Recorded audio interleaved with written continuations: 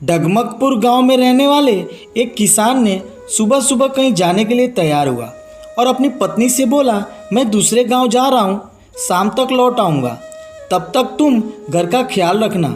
पत्नी ने पूछा, दूसरे गांव क्यों जा रहे हो? किसान, मेरा एक मित्र अपनी भैंस बेच रहा है, उसे देखने जा रहा हूं, अगर पसंद आई तो मैं ही खरीद लूँगा, बच्चों को पीने के लिए दूध मिलेगा।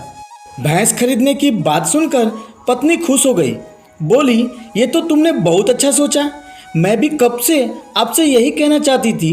भैंस आ जाएगी तो घर में दूध दही की कमी न रहेगी, मैं उसके दूध की मलाई निकाल कर अपनी माँ के पास भेज दिया करूँगी, उनके घर पर भैंस नहीं है। माँ का नाम सुनते ही किसान भड़क उठा, बोला, मेरी भैंस की मलाई तेरी माँ क्यों खाएगी?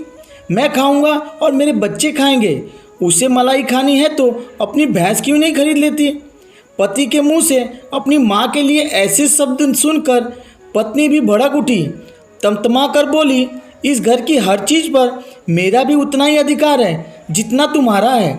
अगर मैं अपनी भैंस की मलाई अपनी माँ को खिलाना चाहती हूँ तो तुम्हें क्या आपत्ति है?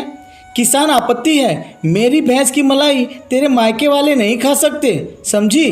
पत्नी, खाएंगे और ज़रूर खाएंगे, देखती हूँ कौन रोकता है। किसान, अगर तेरी माँ ने मेरी भैंस की मलाई खाई तो मैं उसकी गर्दन पकड़कर सारी मलाई बाहर निकाल लूँगा। पत्नी, खबरदार, जो मेरी माँ के बारे में उल जलूल बात की तो मुझसे बुरा कोई न होगा।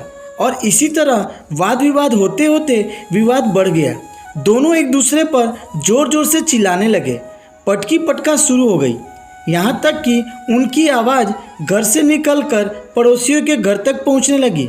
बगल में एक समझदार किस्म के पड़ोसी का घर था, वह निकलकर इनके घर आया कि देखें आखिर माजरा क्या है।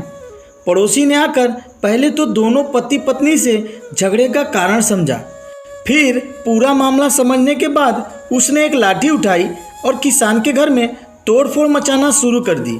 एक दो मटके फूट भी गए, किसान हक्का बक्का, पत्नी भी हैरान रह गई, इस पड़ोसी को क्या हो गया? किसान उसे रोकने की कोशिश करता हुआ बोला, अरे भाई, तुम्हें क्या हो गया? मेरे घर का नुकसान क्यों कर रहे हो? पड़ोसी बोला, तेरी भैंस ने मेरा बहुत नुकसान कर दिया, सारा खेत चर गई, और इतना कहकर फिर मटके फोड़ने लगा। किसान बोला, क्यों झूठ बोलते हो? मेरे घर पर तो भैंस है ही नहीं, फिर तुम्हारा खेत कैसे चर गई?